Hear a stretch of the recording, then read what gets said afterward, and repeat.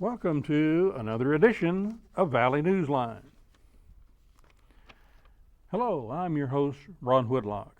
Thanks for tuning in. No border wall. These bumper stickers being seen all across South Texas because the Sierra Club and other environmental groups in greater South Texas are avidly opposed to the construction of the what's being called quasi-Texas border wall along the natural barrier of the Rio Grande River. San Antonio Express News, front page story. An ecosystem runs through it, fencing threatens critters, and ecotourism. That story can be seen and read on valleynewsline.tv. Go there and you can read this story. In the studio, our guests, Martin Hogney and Scott Nickel. Martin Hogney, who's the Executive Director of the Valley Nature Center in Weslaco. Scott, Executive Board of the Valley Sierra Club. Thank you both for coming and being with us on Valley Newsline. These two gentlemen here in our studio to tell you and I why they think the border wall, which was mandated by a vote of the U.S. Congress, signed into law by former Governor of Texas, George Bush, now President of the United States, and they're here to tell us why they think this is going to be an environmental disaster if and when the wall is built here in greater South Texas. Martin, why would a wall being constructed affect a bird or a butterfly who, in the minds of many people, could simply fly over that wall or structure? Sure, that's a question that's asked quite often from us, actually. And birds in that riparian habitat along the river are very specialized, such as greyhawks and northern bearded landralets and tropical parulus and others. They live in a riparian habitat that is only found along the river. It's a river forest. And these birds can adapt to other type of habitats and situations. So if you clear out the river habitat, the riparian forest, those birds will disappear from this area. They can't adapt to other types of environments. So simply constructing a fence or wall along the natural barrier of the Rio Grande River would so impact the lifestyle, the food and other things, the water that these birds, butterflies, and other animals, plants and so forth, that they would suddenly cease to exist over a period of time. There's certainly a lot of species that would be affected that way, yes. If they don't have the type of trees that they need to nest in, if they don't have the type of habitat that they're used to living in, they can't adapt fast enough to move to a different area. Yes, they can fly and get water, and that's not the issue. The issue is having the actual habitat there that will be cleared by building the wall. And if that habitat is cleared, these animals don't have the place to live. And other types of animals, such as mammals, reptiles, amphibians, can't cross a wall. They can't get to the water. They can't get across the water. You have a lot of populations of cats, endangered cats, ocelots, jaguarundis, that will live on both sides of the border, so to speak. The river don't stop them. They have populations on this side and populations on that side. And if they can't intermix, basically they're cut off from each other, and eventually they will start bottlenecking, so to speak, evolutionary, and disappear. So the inability for the breeding population to continue as it has existed over eons, you're telling us because that will continue to diminish and diminish and diminish over time, absolutely. And therefore these species would therefore cease to exist. Correct. Scott, jump in here and tell us something that kind of amplifies what Martin just explained to you and I in the audience. Well, I think all of that's very much true, and I think a lot of people aren't aware of it. And there's also the effect that a wall would have, and particularly the habitat that's destroyed by a wall would have on migrating species. You know, people think that if a bird's flying north to south, you know, from North America down to South America to winter, it can just fly over a wall. But, you know, just like if you drive a car across country, you have to have gas stops along the way. Birds, bats, butterflies, anything that's migrating a long distance needs to be able to land, to eat, to basically refuel before they can pick back up and keep heading south, or, you know, in the spring keep heading north. We have huge numbers of birds that fly across the Gulf of Mexico. They start off in, you know, say Louisiana. They fly across the Gulf of Mexico. They can't stop because they're over the ocean. And they need to have habitat here so that they can come down, eat, refuel, and then build their strength up, take off, head south, and finish their migration. So the structure of the wall would not in fact be like a motel where birds and butterflies could meet and have a tete-a-tete and reproduce and all of that. That would not occur to some layman, some person who really doesn't understand the unique characteristics of these species. Well, they could sit on the barbed wire and sing a song, but when it comes time to find some food and there's no trees and no bugs, no whatever they eat because all of the brush has been cleared out in a swath about 150 feet long and maybe 50 or 100 miles long continuously, there's nothing for them to eat. So they just don't get the energy they need. They don't get the food they need, and they don't have the strength to finish their migration. Now, Homeland Security and predominantly the U.S. Border Patrol offices in the Rio Grande Valley in South Texas are meeting with the approximate 400 landowners who own land all the way from Brownsville to Laredo where the proposed wall is to be built. And as these discussions are ongoing, obviously you, along with the media, News Channel 5 and Valley Newsline, monitoring these meetings, what do you understand the characteristics of this wall is to be? Now, you're talking about these large areas of property. They're also going to be cleared out from maybe the river to the fence. And we have heard some landowners talk about as many as 300 acres. Well, that's about a half a mile. If you talk about a wall or fence being 300 acres away from the actual natural barrier of the Rio Grande, that's about half a mile. Right. Do you understand that all to be the case? Those kinds of distances between the proposed wall and the river? It's hard to say because Border Patrol is not telling a lot of people exactly where they want to build the wall, whether it's going to be up against the river, if it's going to be on the levees, if it's going to be somewhere else. And at the June 1st Texas Border Coalition meeting, the head of the Border Patrol said that all of their plans are basically on the back of napkins. So we're looking at what they've already built in Arizona and California and using that as a guide and assuming that they're going to build something similar down here. And if they do that, if it looks anything like the 3 layers of concrete and steel with a road in the middle and barbed wire and spotlights on top that they built south of San Diego, you punch that through Santa Ana National Wildlife or through some farmer's field and it's going to do enormous damage. Martin? Yes. You've attended some of the meetings, the Texas Border Coalition. You go into other functions where the Senator Cornyn has appeared and talked about whether or not there's going to be built, whether or not there are other options, whether or not local input is going to be involved in the process.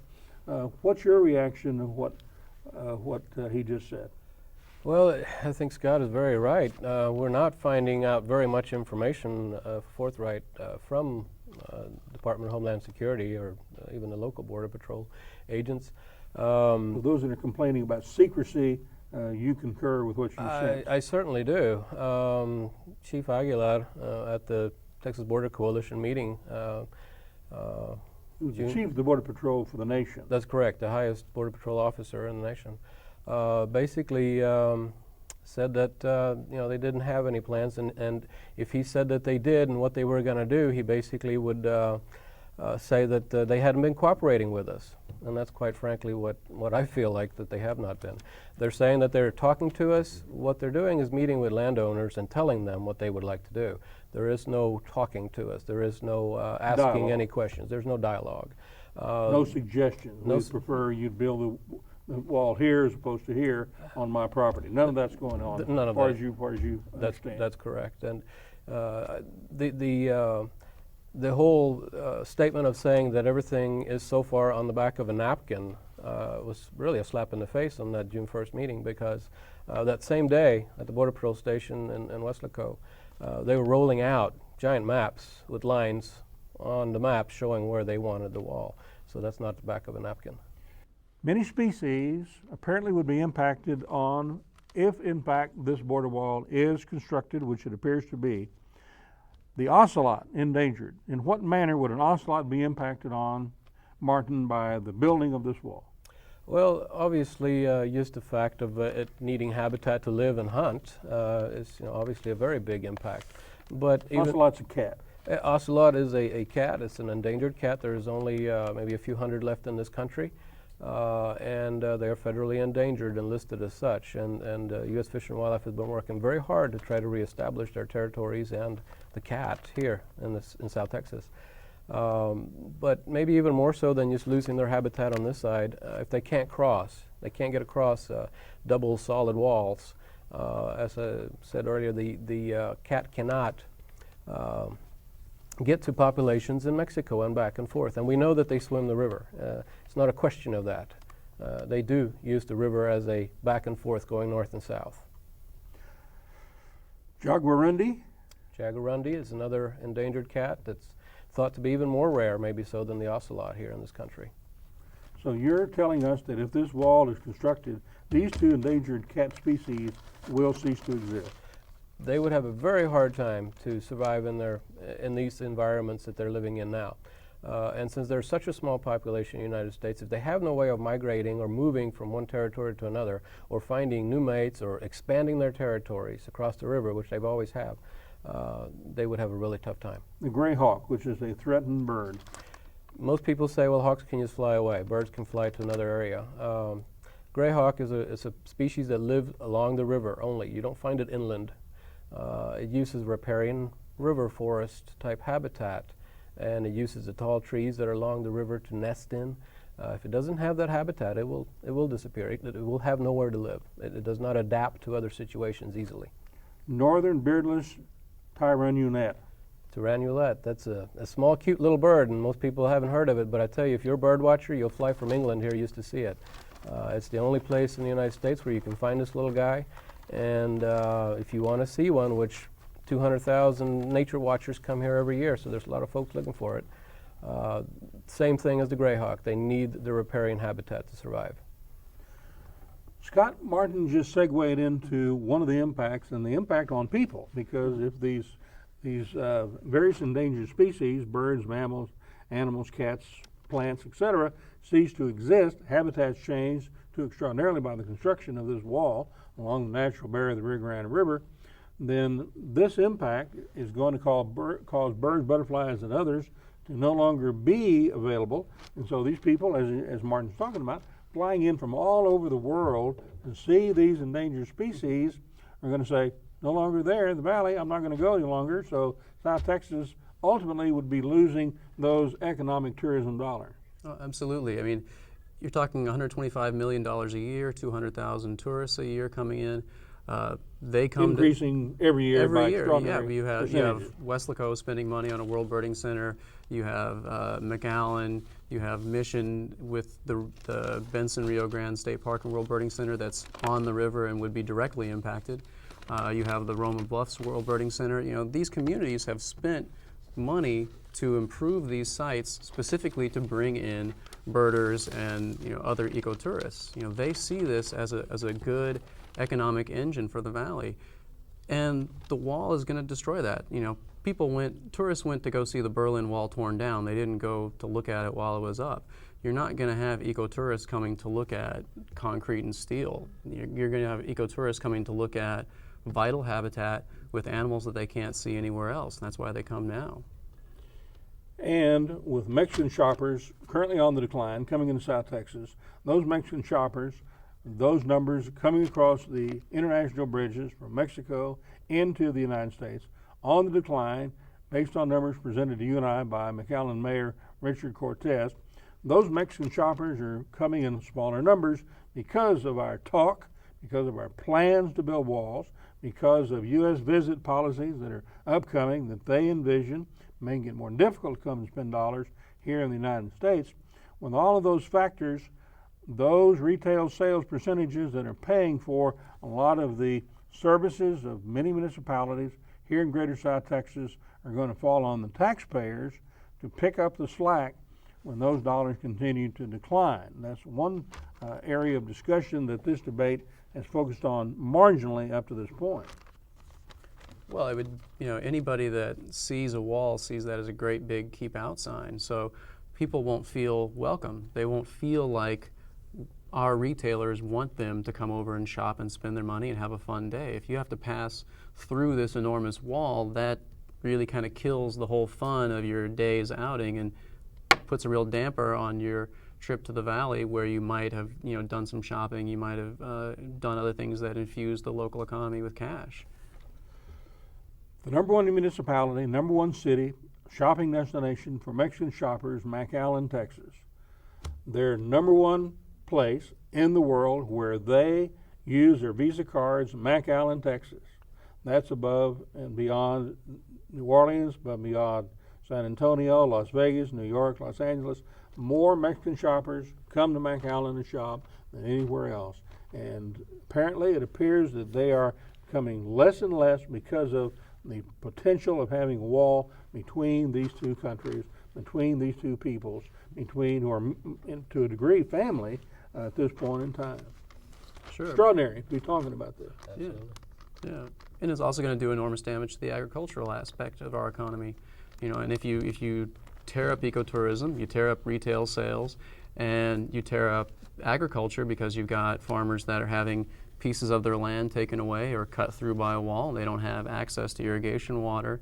Depending on what the wall looks like, it's hard to imagine a wall where a farmer can just walk back and forth through it, but somebody trying to cross illegally can't.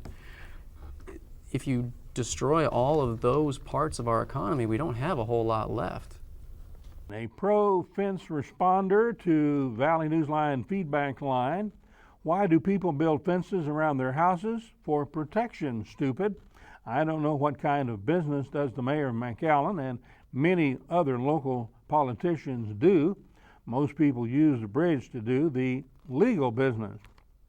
Another aspect from this individual, do you want to pay $4 for a pound of tomatoes? Well, if you factor in all the money the taxpayers spend on social services for illegals, aren't you already paying $4 a pound for those tomatoes anyway? Factor in all the billions of dollars we spend on health care, food stamps, bilingual education, and we can go on and on and on by virtue of supporting these illegals. The fence is a great idea. People put up fences to protect their houses, so please put up a fence to protect my country.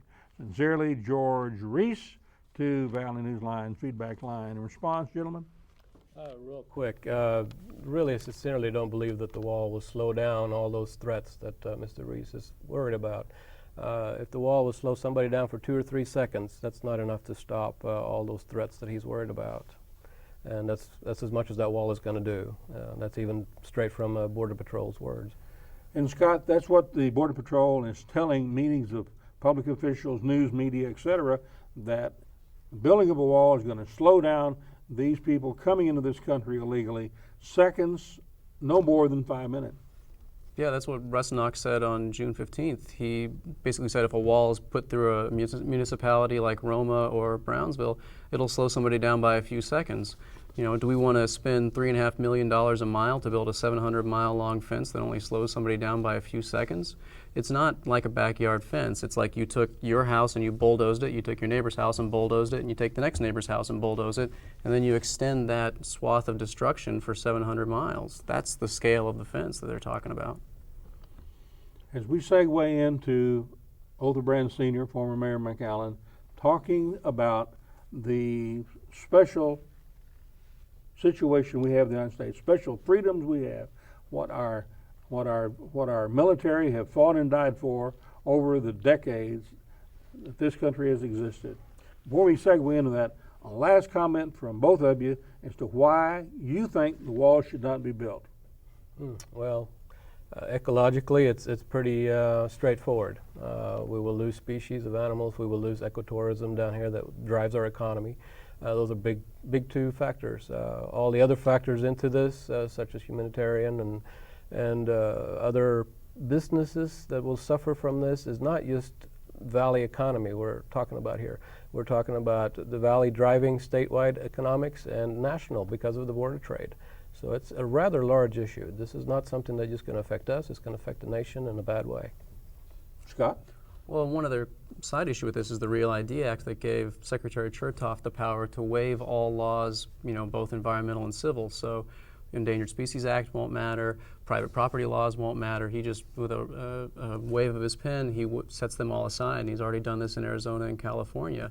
That means that he can do enormous damage here, and that same precedent can be taken forward to be used for anything else. You know, if you want to drill in Alaska and you got a law in the way, you just say there's an emergency crisis, and you write Chertoff a new law like Real ID, and he can waive all the laws that would get in the way. You know, so it's a terrible precedent to waive our nation's laws in some misguided attempt to protect our nation's laws.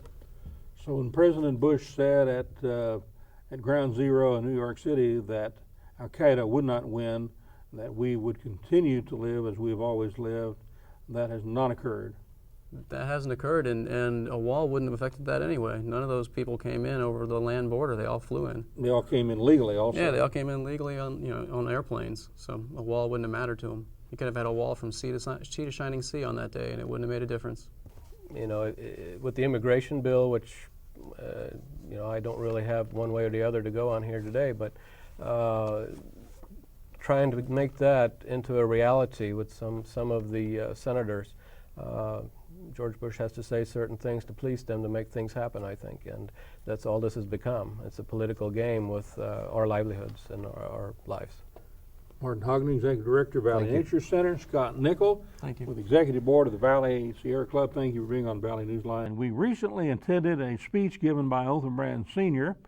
This speech was given at a cemetery here in the Rio Grande Valley as part of a Memorial Day ceremony recognizing the sacrifice done by our military over the decades, fighting for you and I and for our freedoms. Now, those remarks, which we think should be very appropriate during this July 4th weekend, here they are. You know, I fought because I did not like the Japanese attack on Pearl Harbor.